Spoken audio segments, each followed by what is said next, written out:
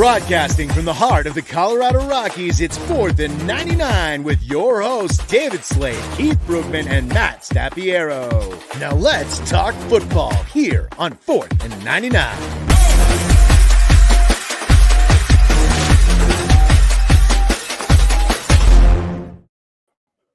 Hey, good evening, sports fans. Thanks for joining us for another amazing show, and thanks for tuning in to 4th and 99, your NFL and Broncos show here on Rocky Mountain Sports Network, where we talk all things Bronco with a little bit of NFL sprinkled in.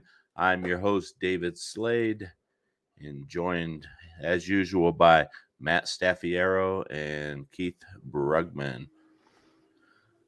Gentlemen, how you doing? I guess we scared the bejesus out of this guy here. So, gentlemen, how you doing?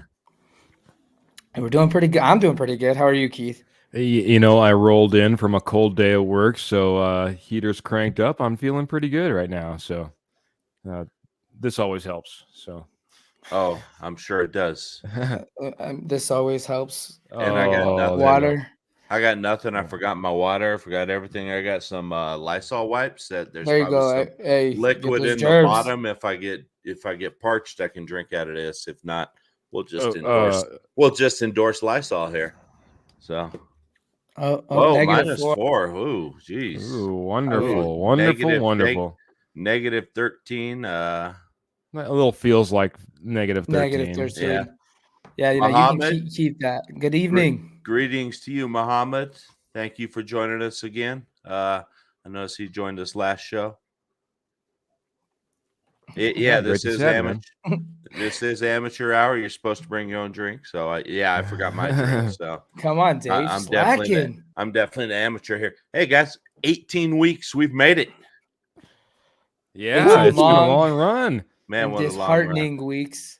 Yeah. At times disheartening. Yeah, there were some weeks filled with There was joy. some weeks full of hope, I guess you could say. Right. Remember, after that Cowboys game, we were all calling Los Angeles hotels, making our reservations for the Super Bowl. So yeah, there was a little bit of hope. The most hope. Well, let's say this: the most hope we've had in about 5 seasons is what happened this year. So I guess it wasn't all bad.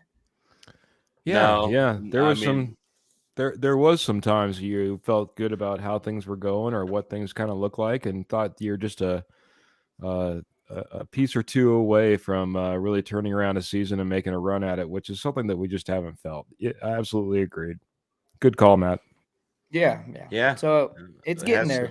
We had some ups and downs, and we'll see what Black Monday holds for us. Which in our case, it may be Black Sunday since we play on Saturday. So we'll see what's in store for us. So I know we all have different viewpoints on what we think should happen or what we think is going to happen. So we'll see, and we'll discuss that a little bit later in the show. But first of all, before we get started too much, Matt, you feeling better?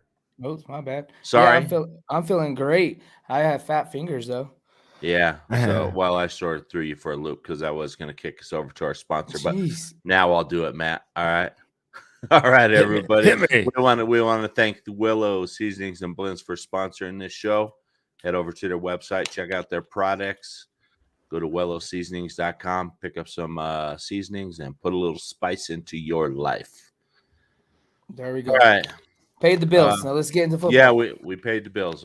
23 cents worth of advertising. Ooh. There we go. Let's get it. Start with some somber news again. Last week it was Dan Reeves.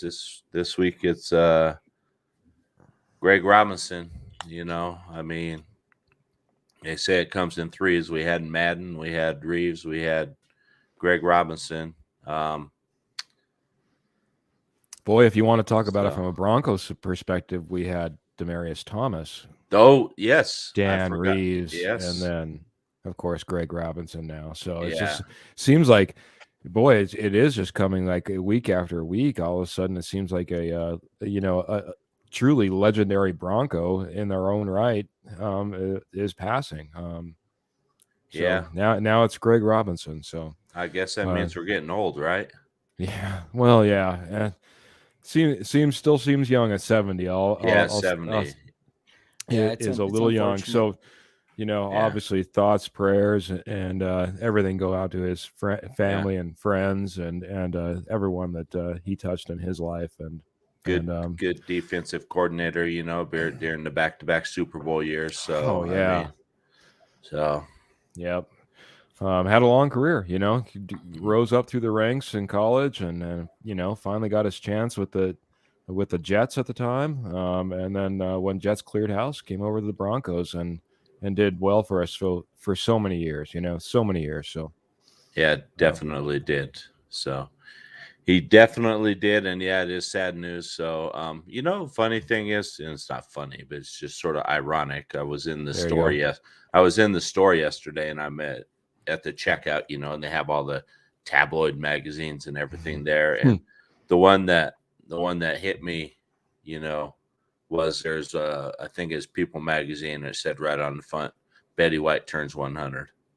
Oh no. Yeah. It's like, man, you think, boy, and it had to come out before, she passed away, or People magazine wouldn't have released that thing, but I just found it very, ironic and sort of, sad that, she's gone now. She's been a staple, I think, in all of our life. Matt, even as young as he is, might know who Betty White is. Oh, Betty White's an icon in my life. I grew up on Golden Girls. That was my jam. I still probably know. I know the theme song from start to finish. Well, please don't sing it for us. I'm not putting a performance on for you, but I mean that's another. You said I was using the word icon too much. That was an icon. I mean, not only was she a phenomenal actress and everything she did, but she was a philanthropist. I mean, she volunteered in World War II. I mean, she did so much for the community. I mean, just another one. It's just been a tough end of the year. I mean, going back to what you said. End of the year and beginning of 2022 has been a little rough. For anybody who does want to hear Matt's rendition of the Golden Girls theme song, that's why you follow us on Twitter and all these other places, because that's where you'll probably find it, right, Matt? Right. You'll be uploading that on your YouTube.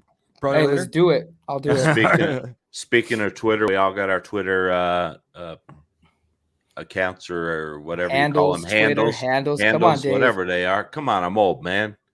So that's no excuse with the types. I'm just kidding. I'm trying, man. But these are our Twitter handles. Reach out to us.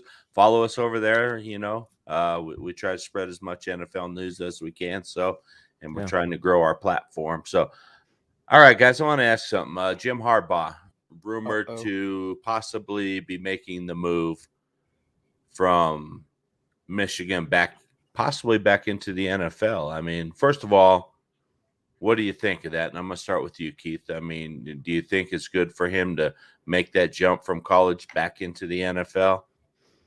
Well, there's no time like now.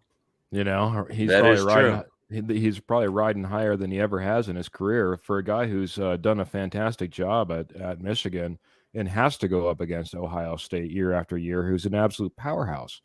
I mean, we always expect them to be in the top 5 in every poll, every beginning of every single year. That's tough competition every single year. So he gets over that hump this year, gets that off his back. If he wanted to do it, now's the time. Do I think it's the right thing to do? I never understood really why he left NFL to begin with. He was, in my opinion, I thought he was doing a fantastic job. And if San Francisco wanted to change things and shake things up, there were plenty of opportunities that would have gladly taken him in. I know it's his alma mater, so that made sense to go to the college route. But boy, I loved what he did in the NFL, and I'd love to see him back. Yeah, and Jody makes a good point here. Is he thinking about making this leap because of money? He's making like $4 million at Michigan. Yeah. Mel Tucker is just signed a 10-year, $100 million deal, and the guy hasn't done a thing. I mean, and Michigan's a storied program, and it was down in the dumps when Harbaugh got there, and he brought it back, and got him into the CFP. And unfortunately, it didn't end the way they wanted it to. But yeah, I mean, he did take a pay cut. He was scheduled to make $8 million, and he got it cut to $4 million. Right. So, I mean, that does put him a little bit more in line with where Mel Tucker was at basically $10 million a season, right? Right. Yeah. Well, yeah, it does. Yeah. So, Matt, I mean, do you think it's a wise move for him? I mean, leaving college and taking younger kids and grouping them, and me and you sort of chatted back and forth about this, Matt. Yeah. Now I you're mean, dealing with these high-priced, high-paid athletes, and their egos and their drama and everything else. I mean, is it a good move for him if he does it? I've been thinking about it a lot lately, and the NFL today is a lot different than the NFL that he left behind. I mean, look at a player that he had a ton of influence on, Colin Kaepernick, being a very outspoken. We knew about all the stands, the injustice, stuff like that. He's coming back to that, and that always makes me nervous when you kind of get these coaches who have a little bit of the older school mentality that's kind of flip flop between college and NFL. Look at Urban Meyer in the most recent disaster in Jacksonville. It became a whole different world for him when he's trying to tell full-grown adults who are getting paid more money than he is how to do this or that, and it's just a different atmosphere. And that was one of my fears with him coming back. Do I think he can do it and adjust? Absolutely. I mean, his record in the NFL was significantly above 500. He's been to a Super Bowl. He was the reason Alex Smith was able to restart his career. He was the guy who developed Colin Kaepernick. And as much as, some people may not like Colin Kaepernick was a decent quarterback for Jim Harbaugh. Yeah, he definitely was. And Harbaugh's record 44-19-1 in the NFL in the regular season, 5-3 in the playoffs. I mean, he's a good coach. I mean, so now I'm going to ask the question: if he does come out, would you want Denver to pursue him? Matt, I'll start with you this time. Two reasons why. I mean, what I personally want him to pursue him, absolutely. Two reasons why I think it doesn't happen is Jim Harbaugh, is the complete opposite of his brother, who's a little bit more on the quiet-mannered side. He's kind of eccentric. He's very outgoing. That's not necessarily George Payton's style. George Payton's more of let's keep everything hush-hush and behind the doors. And Jody brought up a good point about money. We're seeing these 10-year contracts where, it's abundance of money. Look at Matt Rule's contract. Look at John Gruden's contract before he was let go. I don't see George Payton, especially with the ownership issues, feeling comfortable enough to give a contract that would get him over here. Now, what if this happened, Keith? Wouldn't that be amazing, right? Jody chiming in. If you can get Andrew Luck to come back, of course, right? Yeah, I mean, he was was he his college coach at Stanford? I don't think he was. Was he? Oh, it's the gentleman who's there right now, Shaw. Oh, okay. Yeah, Robert Shaw. You're right. Okay, maybe just a connection though with Stanford and everything else. I mean, yeah. But what would your viewpoint be on? If the Broncos, would you like the Broncos to pursue Jim Harbaugh? And do you think he'd be a good fit for the Broncos? I think he'd be a fantastic fit. Quite honestly, what we've been looking for is someone who's a leader, someone who is fiery, someone who will take a hold of the sideline, grab a hold of a player, and talk to him as he comes off the field. Something that we haven't ever seen in the last 3 years. This guy comes from what Matt exactly alluded to. I don't like the college coach necessarily who just makes the leap and all of a sudden he's in charge of full-grown adults. But this is a guy who's already coached in the NFL. He understands what this is like. He understands what these athletes' mentalities are like. And if he did have to deal with a Colin Kaepernick, I think that's about the height of having to deal with what these athletes might be like and what they have to deal with. That there was so much media attention around Colin Kaepernick at that time, trying to deal with that as a coach may have been one of the reasons he walked away. I'm not sure. But, that's about the height of anything you have to do. So pursue him? Yeah, I don't see why you wouldn't want to pursue him. The only unfortunate thing is, rumor has it, is the Raiders are really hot after him if he does come back. And that's the perfect fit for him. Yeah, I heard that because he was with the Raiders back in, I think, 2002, as a quarterback coach or something. And I heard that him and Mark Davis are very close. So, I mean, it may be a Raiders thing and a Raiders thing only, that may be the only place he'll leave Michigan to go. The only place he was going to go-to to leave San Francisco was Michigan, so now that he wants out of Michigan, maybe he's like, well, the only place I'm going to go is to the Raiders. Jacksonville. Yeah, Jacksonville. Huh. And speaking of the Raiders, Mike Mayock is kind of in some turmoil there. The draft class hasn't exactly panned out the way they wanted to. I mean, unfortunately, with the whole Henry Ruggs thing, well, he was doing great on the field. Unfortunately, off the field issues derailed that. The reach on Clyde Farrell, he hasn't necessarily panned out as one. And then the whole John Gruden issue. So everything that Mike Mayock has kind of done is somewhat blown up. He needs to make a big swing. Jim Harbaugh is a big swing. Yeah, very true. He is. Yeah. Good point, Matt. But it fits in more ways than one, or more ways than we think. Yeah, and it's not one that I want to see happen. No, I don't either. I don't want Harbaugh to be in our division. I don't want Harbaugh working with Derek Carr. No, definitely not. So, because Derek Carr is a decent quarterback as it is, and I mean, I think Harbaugh could just elevate him to a whole new level, and then we definitely have the worst quarterback in the division, which we already have the worst quarterback room in the division as it is right now. I was like, I don't know where you were going with that one, Dave. But we don't improve. All right, everybody. NFL, the Super Bowl is scheduled to be held in Los Angeles this year. Due to rising COVID cases in California and specifically the Los Angeles area, the NFL is starting to put some contingency plans in place. So they reached out to Dallas. Don't know what's what Jerry Jones has told them yet or anything. So, but if Jerry Jones is involved, if he knows he has the NFL over a barrel, he's gonna get as much money out of this thing as he can. So, yeah. I mean, do you think this is a good plan for them to have in place, Keith? To be ready in case COVID just goes absolutely berserk in California and they start shutting it down out there? Well, yeah, it's a good plan, but from what I understood and the reports I've seen, and the NFL came out saying this is something that we do every single year, is we put a contingency plan into place, and we still plan on having it in Los Angeles. Even though I forget, is it the Emmys or the Grammys got delayed? It was scheduled for January 31st, and they've delayed it indefinitely, and it was supposed to happen down in California. Right. So, it's good to have those backup plans in place. The last thing you want to do is all of a sudden have no plan for your Super Bowl, but hopefully it is just a contingency plan. Hopefully we can let this go off as scheduled. Too many times now we've taken these brand new stadiums and we've pushed them back as far as Super Bowls being held in them, true Super Bowls. So, how many years are we going to push it down the road for Vegas, for instance?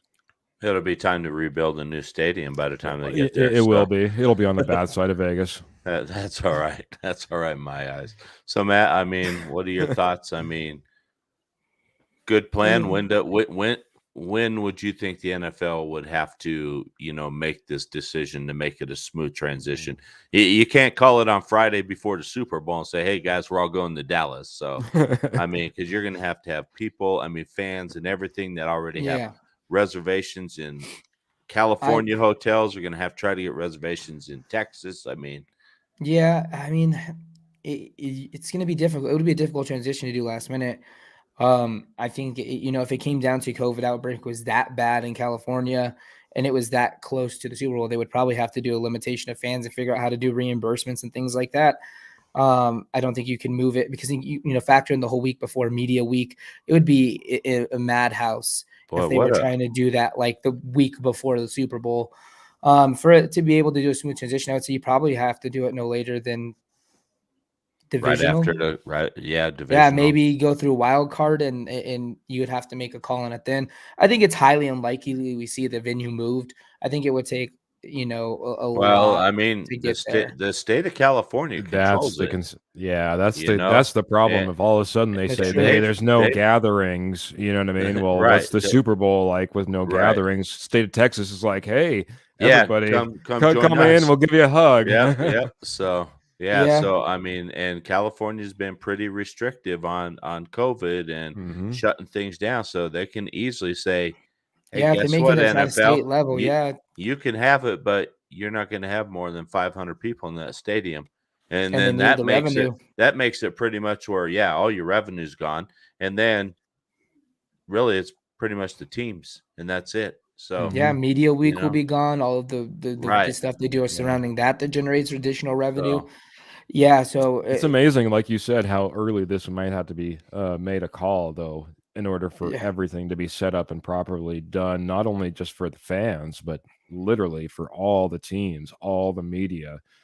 You know, there's a lot of planning that goes into place, and to switch it even within a month's time is huge.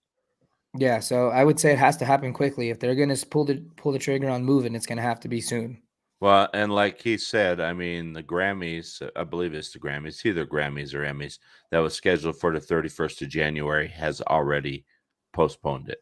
So, I mean, and that's still what, 4 weeks out almost? Essentially, So, like 26 days. and they're making the call already. So, Yeah. Yeah, I mean, they're going to have to make that decision quickly. I mean, so if you were commissioner, Keith, would you just make the call now and say, hey, we're going to move it to Texas because of uncertainties? California, you get the next Super Bowl. Yeah. And just push everyone down the line 1 year. I think you've got about, maybe 2 weeks, 10 days, 2 weeks that you could have to make that call, and everything can still go as planned.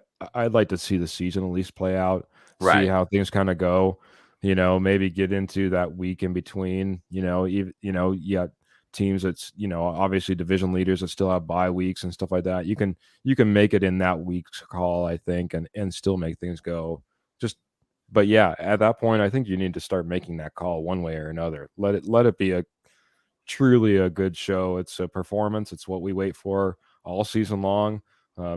Obviously, two fan bases wait for it a lot more, but or waiting it a lot more. But everybody wants to tune into a great show. So make that call and make it happen well. Right. Here's my prediction: is as soon as the Rams and the Chargers eliminated from the playoffs, California says no Super Bowl here. Yeah, there you go. They'll hold out as long as there's an LA team in the playoffs. I mean, that would be difficult. Conspiracy theory. That'd be cool. I love your tinfoil hat, Dave. Yeah, I really do, man. You have some good ones. I guess this is why they pay Goodell the big bucks, right? Yeah.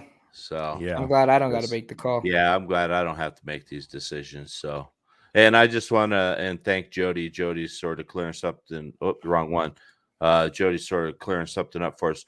Luck did play for both Harbaugh and Shaw at Stanford. Okay. So yes, I did go back and I was looking at it because I didn't feel like it was right. She is accurate. He played for him in 2009, 2010, and then Harbaugh left to San Fran.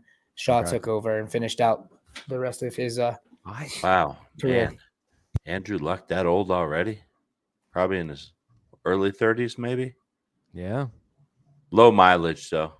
That's for sure. I guess his heart's just not in it. So. Yeah. And you don't want to really pull that guy back if his heart's not in it, Right. So earlier in the show, I mentioned Black Monday. We currently have two teams without head coaches. We have Jacksonville, and we have the Las Vegas Raiders. Yeah, Las Vegas Raiders, as Ray say, Oakland. So we're going to do sort of a round robin here. Matt, you give me the next team that you think will be searching for a head coach. I'm going to go. Who do you think is going to be? Who do you think has the highest probability of being added to this list? So, Matt, go ahead and you go first. Chicago Bears. Matt Nagy's gone. All right. Keith? I'll say Minnesota. Mike Zimmer, gone. Boy, that's where I was going to go, too. Jody with me, too. Yeah. I'm not sure about this. I'm going to say Joe Judge, New York Giants. I just think they might be done with his antics out there. So that's a good one. Yeah, especially this last week after he decided he wants to start blasting Pat Shurmur and everyone else, so trying to make himself look good. So, Matt, you got anybody else you want to add? Definitely Pete Carroll's on the hot seat. All right. Oh my gosh. Anybody else you got? Keith? Yeah, I got They Vic can be on the hot Fangio. seat now. Vic Fangio, Denver Broncos. My goodness, Man, I can't believe that no one even would it took us that long to get tempted down to towards that. I was gonna throw Vic in there. He was my number 3. If you were just to ask us to name off 3 or who we thought was going to be let go, I think that's the 3 coaches that get let go. Yeah, if I have to go in order, like of what my preferences would, or what I think is the most likely to happen, it probably goes Matt Nagy 1, Vic Fangio 2, Mike Zimmer 3. Oh wow, And- you put Fangio in front of Zimmer, huh? Yeah, Zimmer's. I mean, he's made the playoffs. I mean, he's got a long-standing relationship there. I mean, they've been off a little bit. You know, Kirk Cousins still got one more year on his deal. Minnesota may look at it like, well, we're going to have to eat the money if we move, you know, if we're moving both of them, we're going to eat a ton of money. Maybe we give them one more shot. Right. And Jody says, I think we'll be back. And I think she's referring to Vic. And boy, it's so, I don't know. Some days you see Vic and he looks so confident, like he knows he's coming back. And then I think it was yesterday, he looked like he'd just been kicked in the gut, you know, and just looked deflated during his press conference. Today, he didn't sound much more confident either. So I don't know. I don't know if George has said to him, hey, Sunday, you win, you get another year. You lose, you're done, you know. So I'm just not sure. So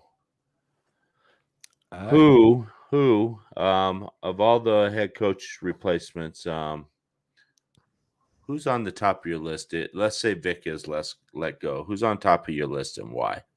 Who you would want as the head coach of the Broncos? So I'll start with you, Keith. Who would be your ideal candidate to replace Vic and why?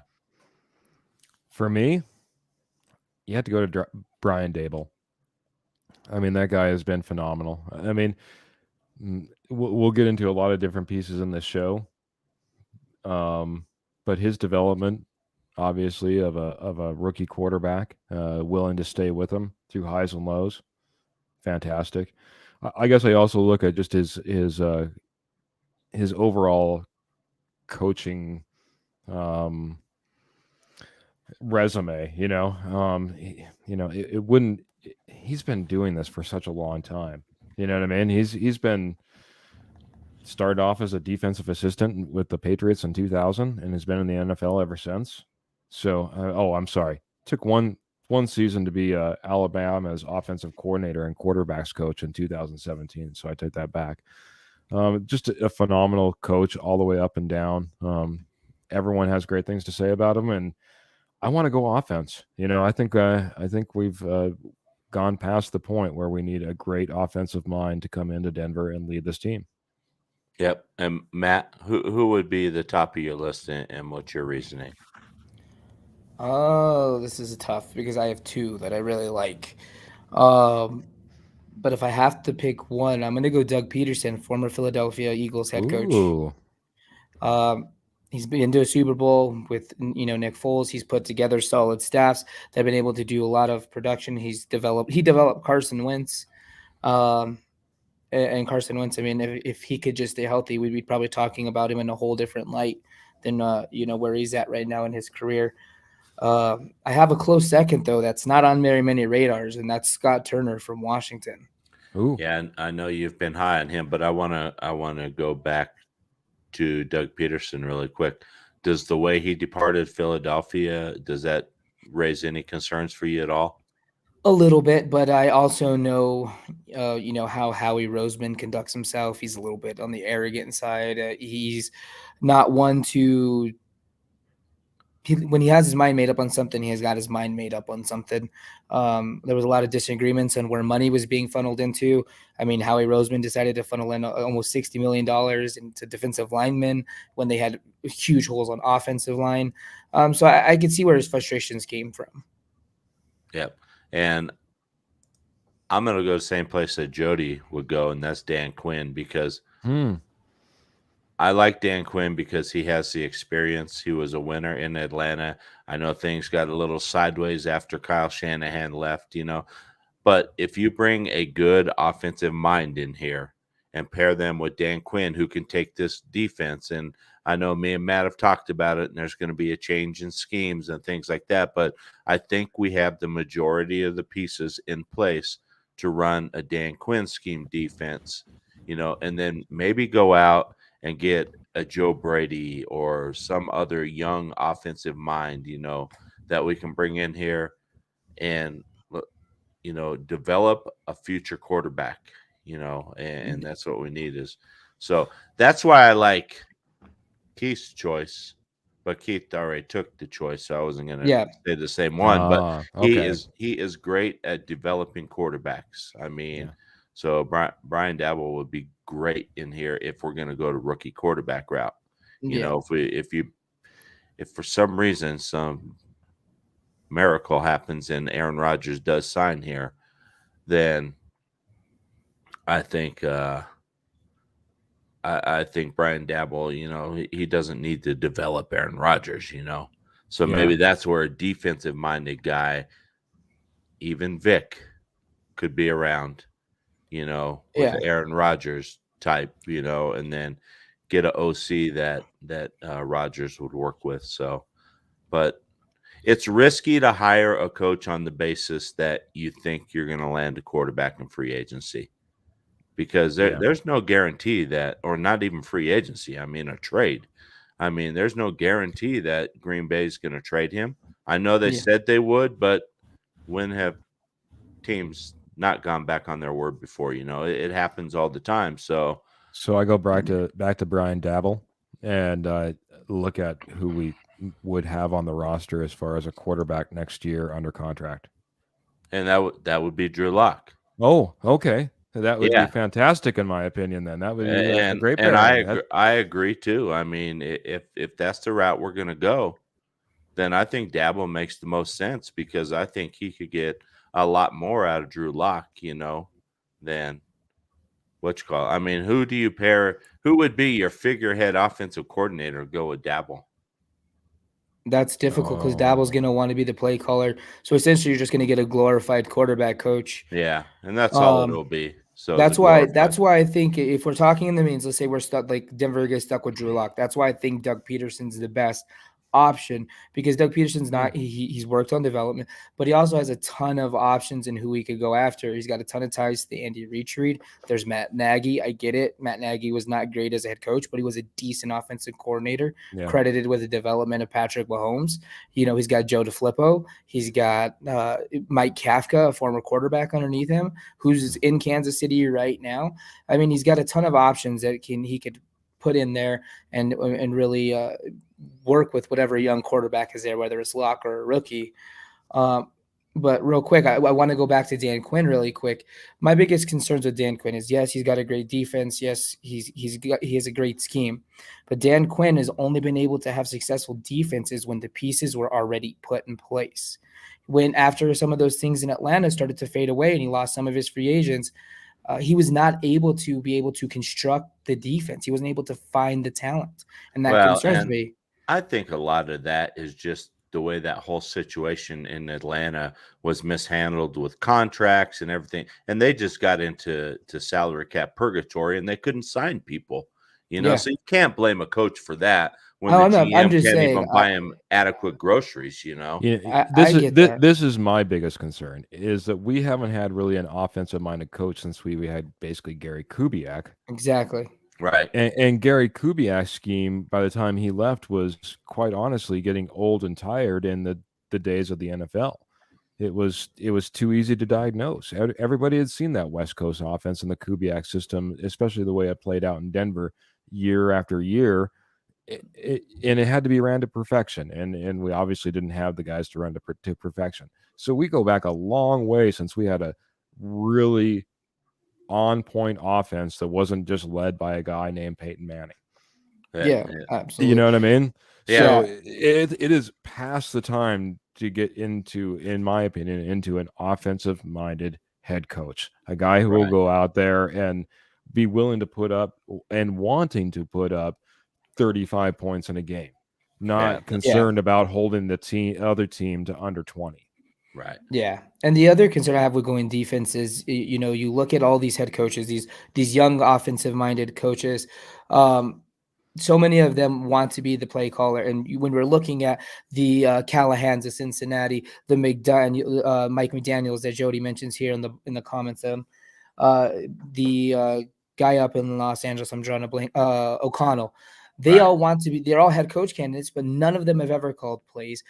None of them have any experience being a legitimate offensive coordinator because they have these guys calling the plays for them. And that's why I don't want to bring in one as a head coach. Exactly. I would rather pair them with, an experienced head coach and bring them in as an OC and then let them get their feet wet calling their plays. And because they come at them good. It's difficult to pry them away, though, because of the way that their contract is, the way that their positions are labeled. You cannot hire a lateral position. You can't pluck. Well, that's why you make them an assistant head coach as well. Then it's a promotion. I mean, can I give you some weird wild card on all this? Yes. Mike Munchak. Do you think they go back to that well after he got? He got overpicked for Fangio. I understand that. I mean, I like Mike Munchak. He did a good job in Tennessee. I like him. I think he would be good. I think a lot of the players here respect him. So I especially just in maybe our ownership situation and needing to go on from Vic Fangio and the fact that he's already in the building, understands. Might make the most sense. I mean, just kind of a wild idea. Yeah, I mean, with the ownership issue and everything else, and not being able to attract a coach. I mean, maybe Munchak does make a lot of sense that nobody's really even thought about. And I don't think it was so much that he was passed over for Vic Fangio. Part of the other thing is when he interviewed, there was some conversation where he wasn't really sure if he was wanting to be a head coach right now. He just wanted to get to Denver because his family's here in Denver. There was a lot of that stuff where he wanted to have flexibility. This could be a different stage of his life where he's ready to get back into that role. Yeah. Maybe. So, yeah, it's definitely hard telling. So, all right, really quick before we move on in the show, let's take a quick break for our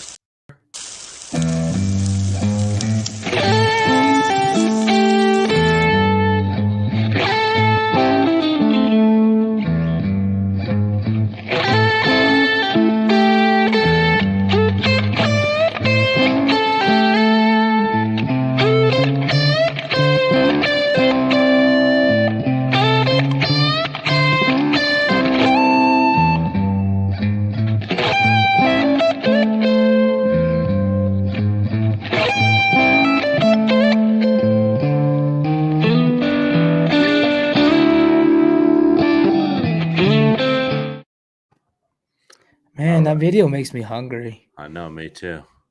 You guys ate dinner already, I think. I don't know, Keith, did you eat dinner already? I did not eat dinner. Me neither, so that man. is completely unfair. Do not Should we play it again? No, don't roll anymore. Anybody not watching, it's some wonderful video of all the wonderful seasonings, Willow seasonings. Yes, and I'm sorry, I've been meaning to do a voiceover for that. No. I just haven't got to it yet, and it's been crazy at my real job. So hopefully, real jobs. Yeah, real jobs always get in the way sometimes. So anybody else want to sound off about a real job out there? We'll hear you. So, all right, let's call this segment "Prove Yourself." And Drew Lock cannot be used in this segment. Okay, Drew Lock is off the board. Out of all the players on this team, who needs to prove themselves the most in Kansas City Saturday, or not against Kansas City Saturday? Matt, I'll start with you. Oh, can I have one offense and one defense? Yeah, we can do that. Okay, perfect. Offensively, I mean, I have a couple that are coming to mind, but one that I'm going to kind of call out is Noah Fant. While he's done better with Drew Lock, fifth-year option, they're going to have to decide on that this year. Production really hasn't been where they had hoped. Development really hasn't been where they had hoped. The dude takes plays off on block, run and run blocking at times.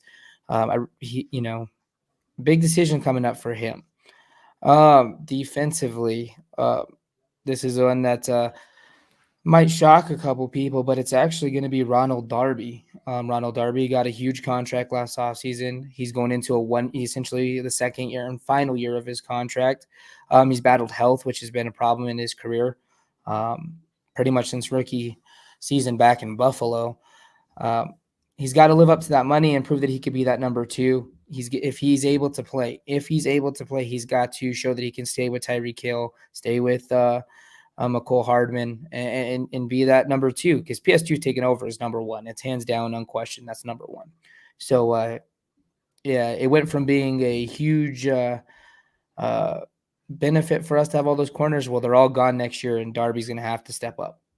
Yeah, definitely. So we got Fuller, who's going to be gone. Bryce Callahan's probably gone.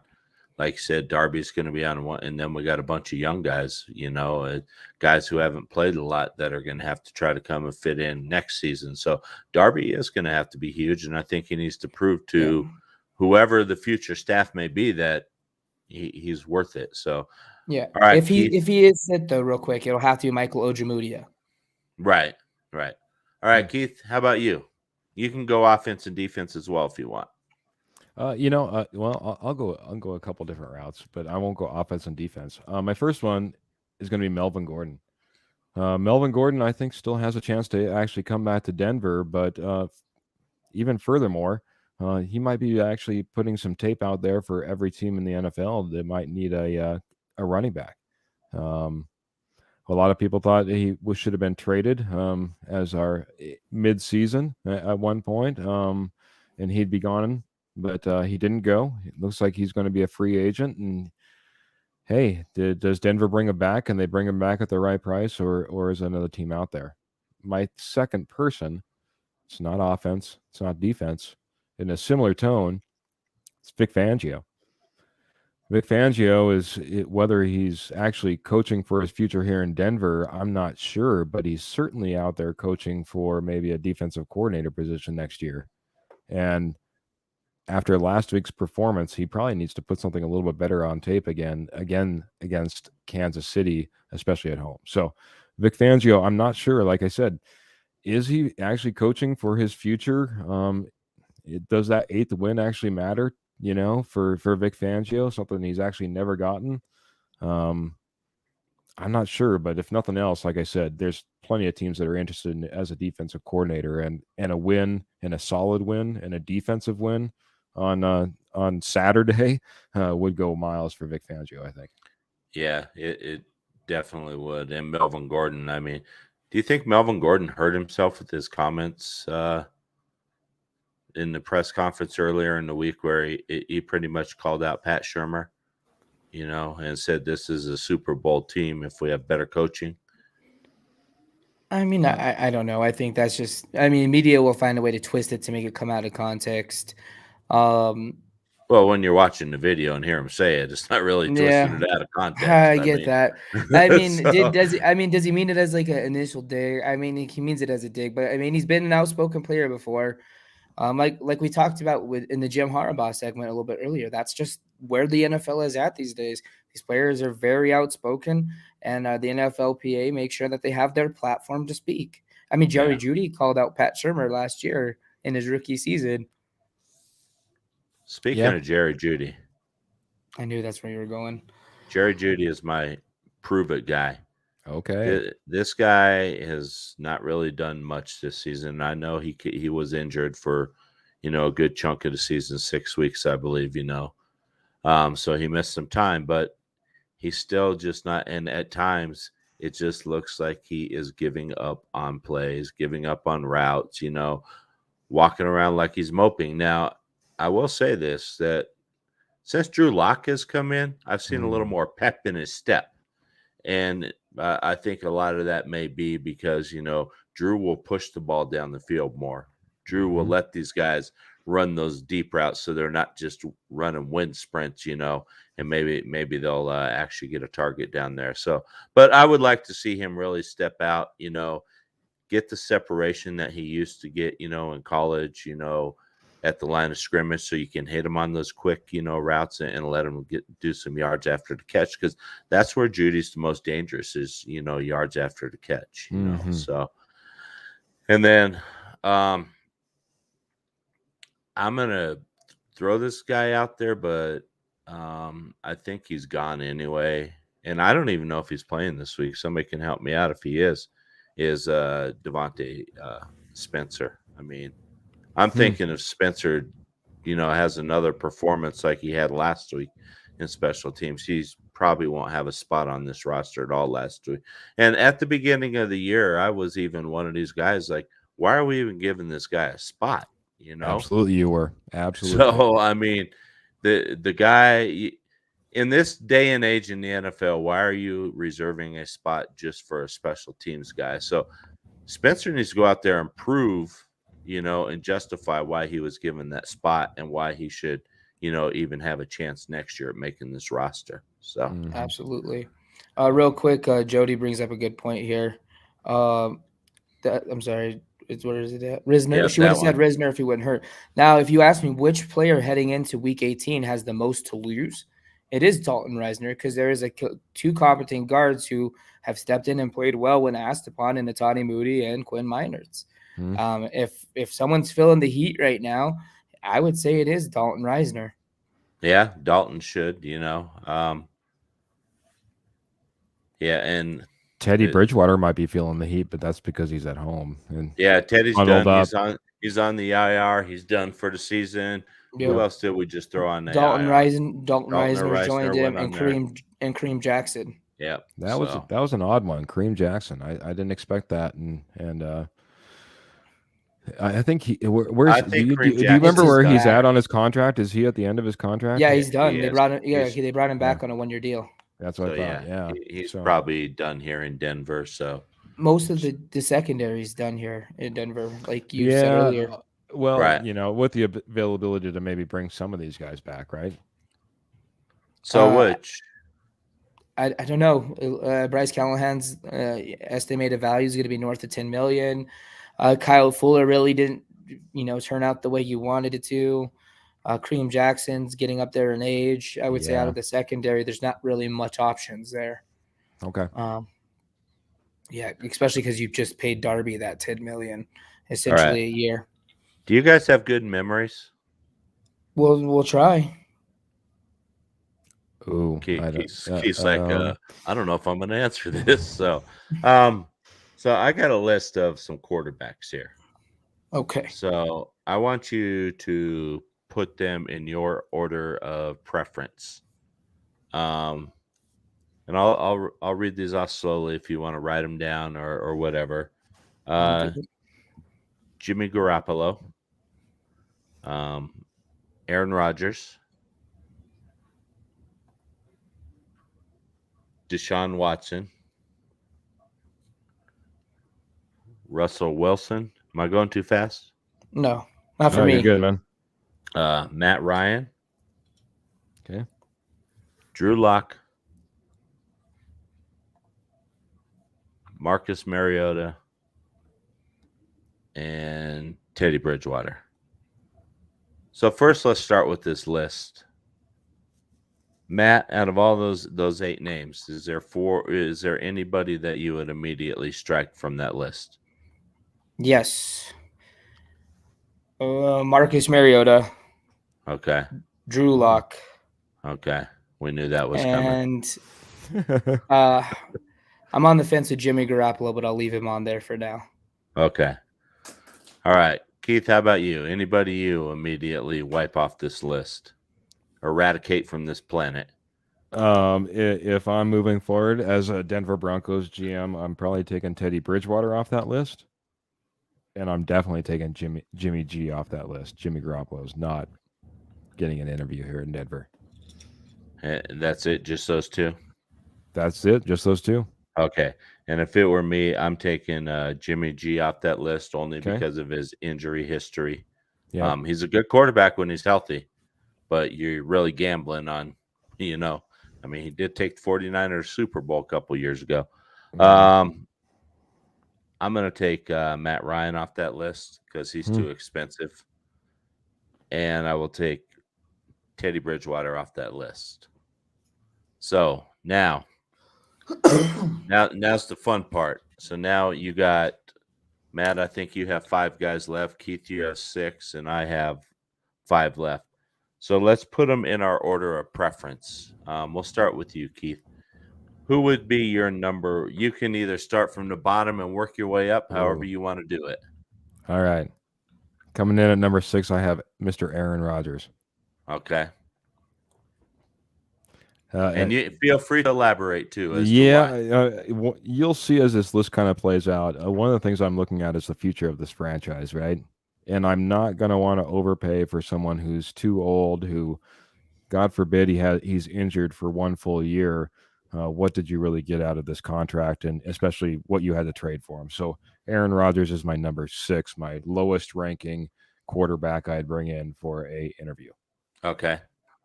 Matt, who's your bottom tier guy? I guess we'll just go bottom tier.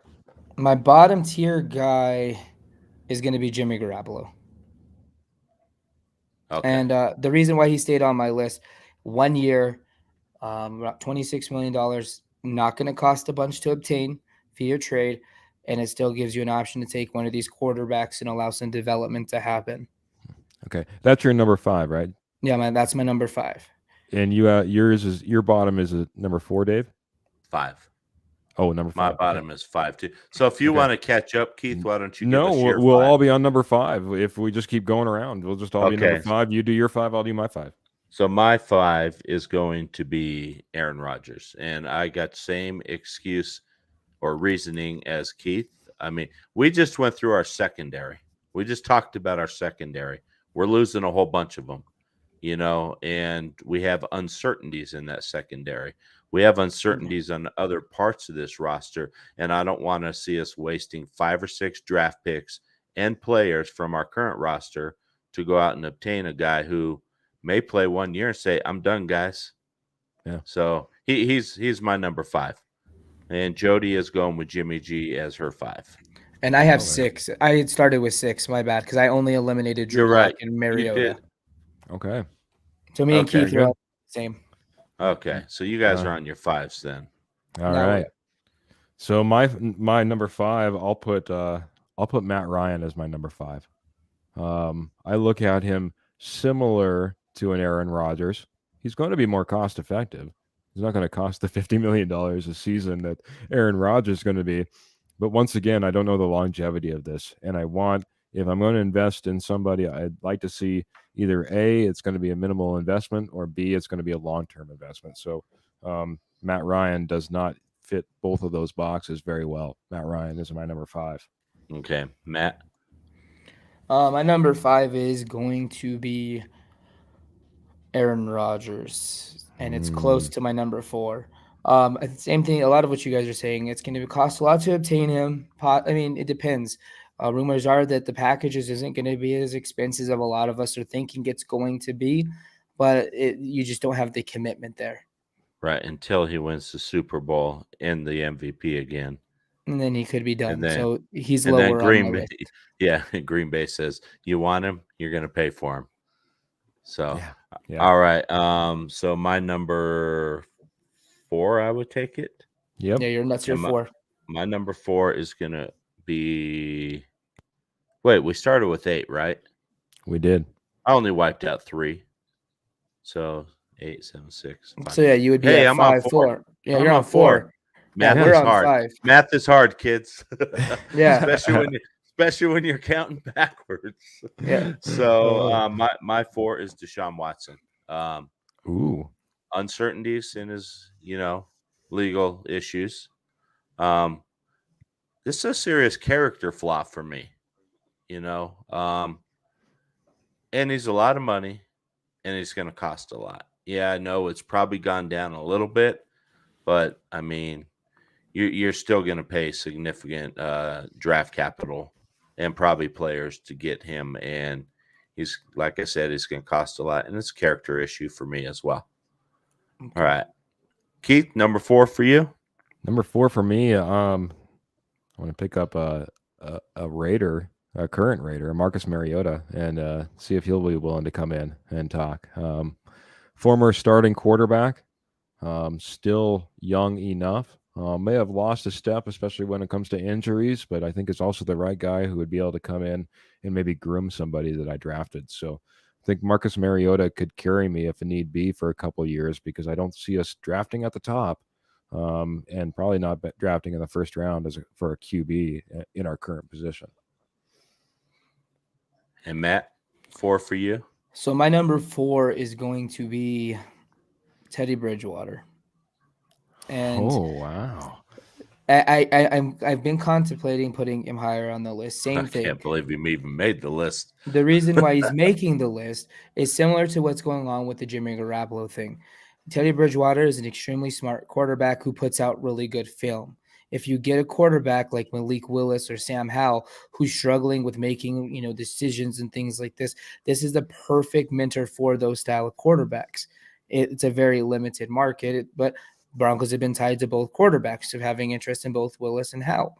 He's systematically, and he's a similar size, similar stature. There's a lot of things that they could learn from him from a mechanic standpoint and from an actual read standpoint. And he's not going to break the bank. And I won't break you because you didn't put Teddy B as your number 1 with all those reasons, but so we're all good. Yeah. It's a very specific. That's why he was going to be number 6, but Jimmy Garoppolo just scares me a little bit. Yeah, and my number 3. You've done your 4, right? Yes, yeah, we're coming around on 3s now. All right, my third is Marcus Mariota. He's a cheaper guy, but is he really a starter in the NFL? I'm not really looking at him as a starter. He's more of a backup guy. So he's my third.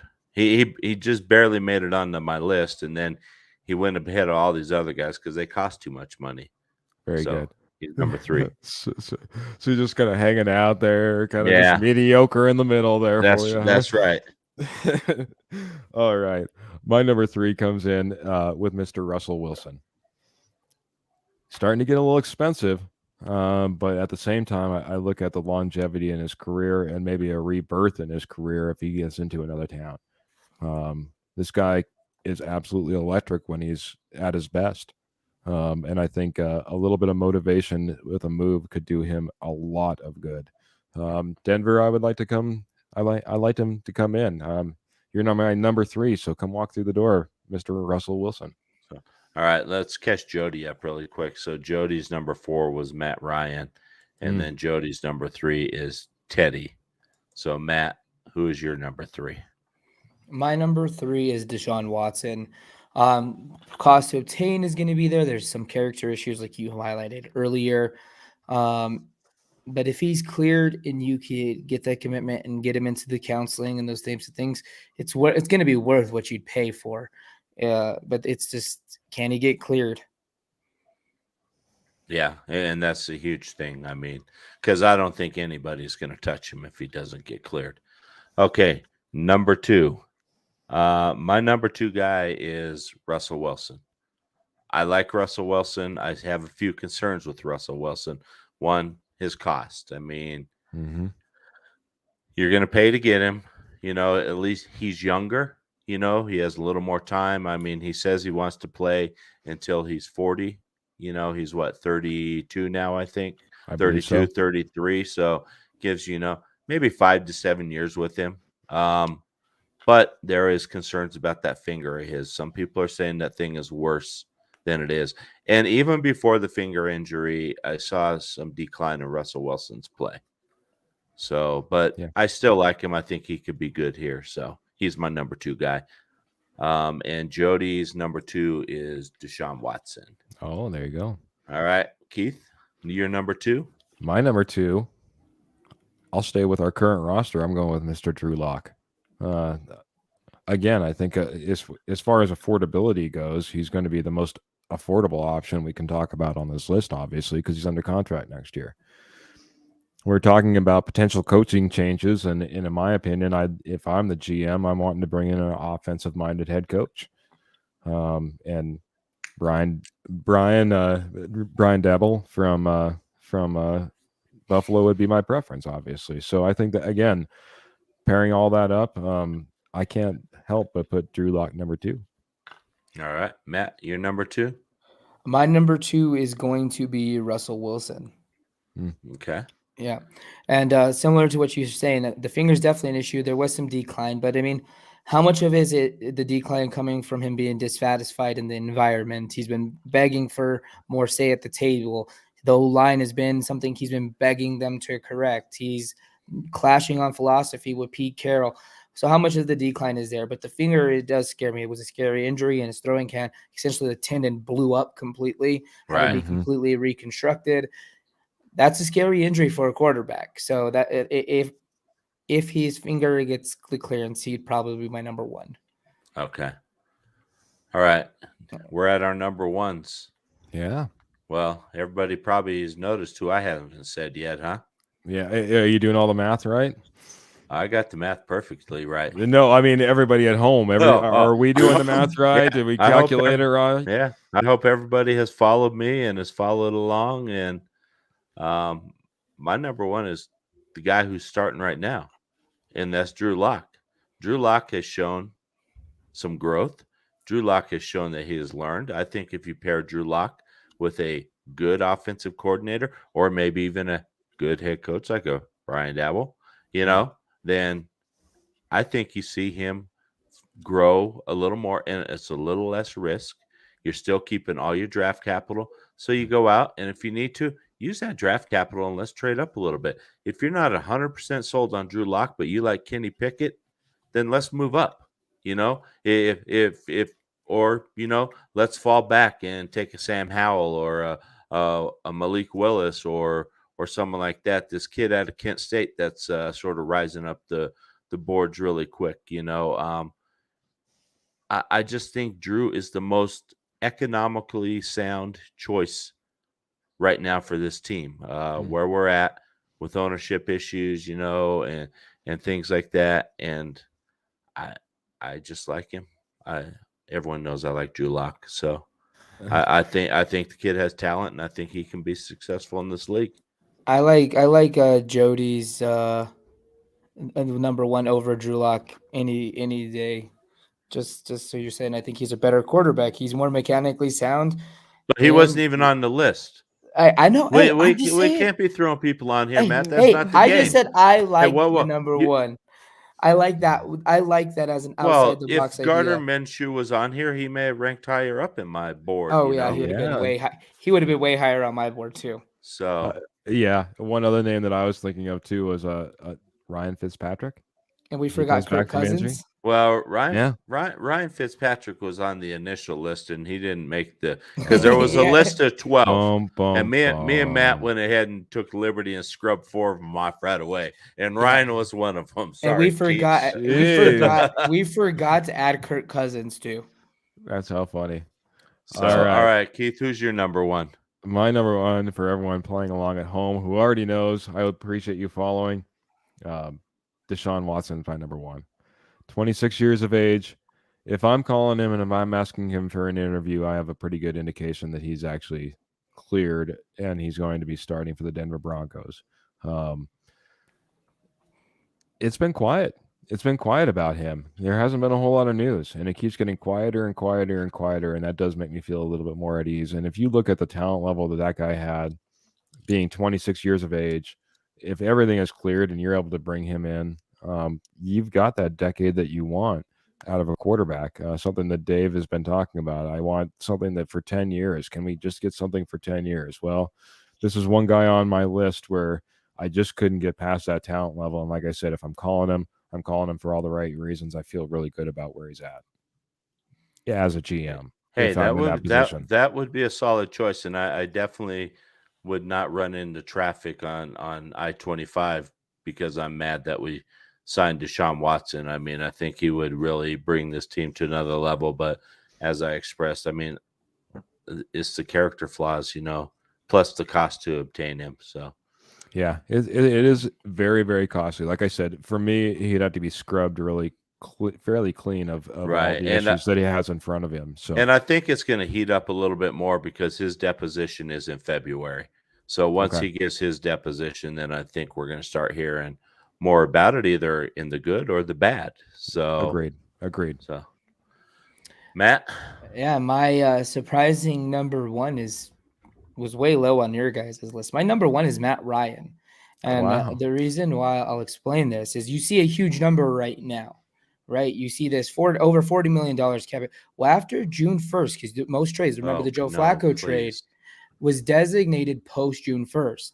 The cap space cuts cut in half. Atlanta has to remain on the hook for majority of his money. His cap hit for Denver would only be in the $24 million range. You have him under contract for 2 seasons. The other good thing about it, if you're designating a trade for past the draft, you're not going to take a hit on the draft capital of this year. It'll be next year. So you're still going to be in a perfect position to position yourself to possibly go get a Matt Corral, to position yourself to go get a Kenny Pickett. And now you've got a guy who's not known to be a locker room distraction, a go with the flow, average Joe type personality, who's going to sit there and watch a very well mechanically sound quarterback, a smart quarterback, an MVP caliber quarterback, and it's not going to cost you an arm and a leg. The rumor compensation right now, trade packages, is a first round pick plus a mid round pick for Matt Ryan if it's a post June 1st designation. And what if you bank on a post June 1st and it falls apart, Matt? Well, once it's agreed upon, it's agreed upon. And to get sent to league office, you can't pull it. Well, right, yeah. If you can work it out before then, and then just it has to be. And Atlanta knows they have to make a move. Atlanta isn't going to go into a rebuild. They are going to need that capital from next year, and they need to get money off the books. They're in the red again. He has the most money to free up for them. So they got to. They're starting over. It's the end of an era in Atlanta, and they need to clear them to get out of the red. There's because they can be penalized if they don't get their books clean. So who is your coach and offensive coordinator that you're gonna bring in for Matt Ryan? Because me and Keith sort of said who we want. Keith wanted, Deshaun Watson with Brian Daboll. I'm thinking, Drew Lock paired up with a Brian Daboll as a head coach, or maybe a Joe Brady as an offensive coordinator. So what are you thinking, Matt? Pat Shurmur? No, I would probably go back to where I started. I think you look at guys who've worked with quarterbacks in the past. You got Doug Peterson. Doug Peterson wouldn't come in and make a huge issue. And going back to Scott Turner, he's so underrated for what he's done. Has the production been there? No. But what he's been able to do is work with 6 different quarterbacks over the past 2 seasons and still put up close enough numbers to what we hear with pretty much one full starter has been able to do. That's saying something. I'm starting to like Jody more and more. So Matt Ryan, Teddy, and Jimmy G are all the same. And I don't think that – I mean, Matt Ryan has had some very talented teams. Yeah, Matt Ryan's been MVP. Teddy Bridgewater and Jimmy G, not so much. Right, yeah. But what is Matt Ryan really won? That one more time? What has Matt Ryan really won? He won the first half of a Super Bowl. If we look at our list, what have any of them outside of Aaron Rodgers and Russell Wilson won? Well, that's true. I'm just saying. I mean, I don't think Matt Ryan's anything special. I mean, I went Drew Lock. I went the most logical one, in my opinion, the most cost effective and everything else. And Jody had this other question that after 6 years, or statement, after 6 years of horrible QB play, cost should not matter. But she's not wrong either, though. I do, though. I think that's a wrong approach. It depends on what you're getting in return. The cost for Aaron Rodgers. If you're getting Aaron Rodgers, no, I don't want Aaron Rodgers for maybe a 1-year rental where I'm giving up draft picks and 4 or 5 draft picks and 2 players. No, I don't want that. That's why I like Matt Ryan. It's 2 years on a contract. And in my fairness, like I said, Deshaun Watson, in my opinion, would have to be fairly cleared of almost everything. And my number 2 is Drew Lock. You know what I mean? Because, again, I think that they're that close to each other. I want somebody young that can take this franchise forward. I don't want to be talking about a quarterback in 3 years. Yeah, I don't and want to that's be. what we're going to do with all these other ones with Matt That's what Ryan, I'm with saying. Aaron Rodgers, But Russell not if you're Wilson, With able Matt to. Ryan and Aaron Rodgers, you're definitely in that position. Even with But you're Teddy able to Bridgewater, I take don't think the quarterback 3 this year, years though. later down the road with Teddy Bridgewater, you're not already looking for another quarterback. But you have the flexibility to get with Jimmy G and Teddy Bridgewater and Matt Ryan. You have the ability to get that quarterback in the first year of your new head coach's deal. You're getting the guy that can come in and keep you competitive. In Matt Ryan's sake, Jimmy G and Teddy Bridgewater, you could throw up, a 50-50.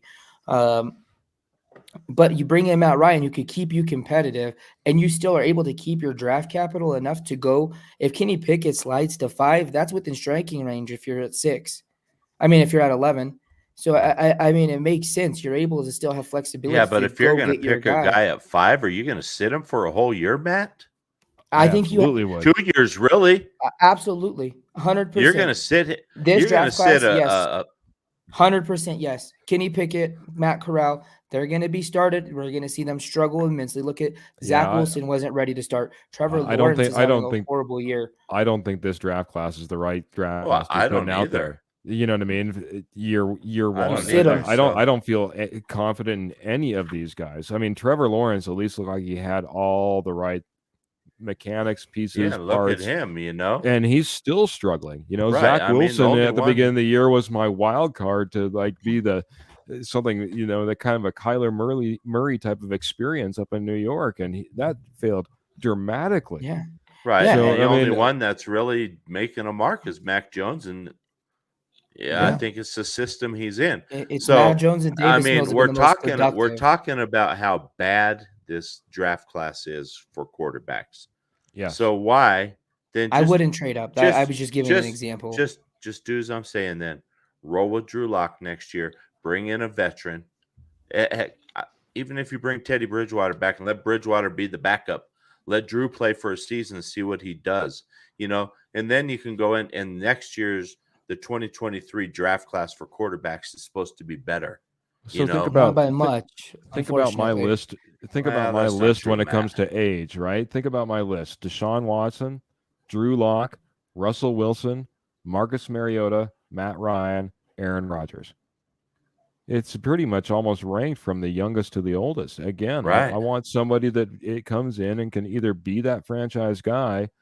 If not, I'm not spending the capital to go out and get him. And Deshaun Watson is the only one that makes sense to me if you're going to go out and do it. Matt Ryan, I understand it, but I really don't want to be waiting until post-June 1st in order to really make that decision, or maybe close to that. You would have the trade agreed upon before the draft. Similar to how soon? Before the draft? You can have the trade put in place before the draft.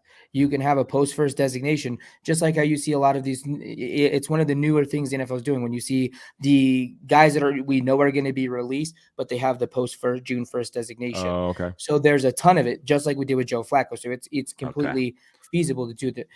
If I was taking Matt Ryan, I wouldn't trade up and get a quarterback. The quarterback I would try to take is he's sliding right now. You could probably try to sneak back in the first and get him, and that's Carson Strong. You let him get you let him test. Let him get healthy completely. He's got all the traits. You said it, Dave. It would make sense. They're similar quarterbacks, bigger body guys, and if health's the biggest concern, let him get healthy for a year or two. All right, everybody. We ran about 15 minutes over. It's been fun. See, when time flies when you're having fun. So, and these are great conversations for us to have after the season wraps up. So make sure that after the season, you're still tuning in on Wednesdays. We're going to have a lot of Bronco content. We're going to be talking about new moves they need to make, starting to look at draft prospects and things like that. So, any final parting shots really quick, Matt or Keith? Fire Vic Fangio. Sorry. I'll just go in and let's just go in and enjoy a final home game. It's 17th game of the season. We don't get that very often. I've seen a lot of the fan base and the chatter being boycott the game, don't go to the game. Go out there, support your team. I saw one fan speak up and say, how many little kids would love to be sitting in that seat if they had tickets. Go out and support. Give away your tickets. Give it to somebody who wants to go out there and support the team if you don't feel like going.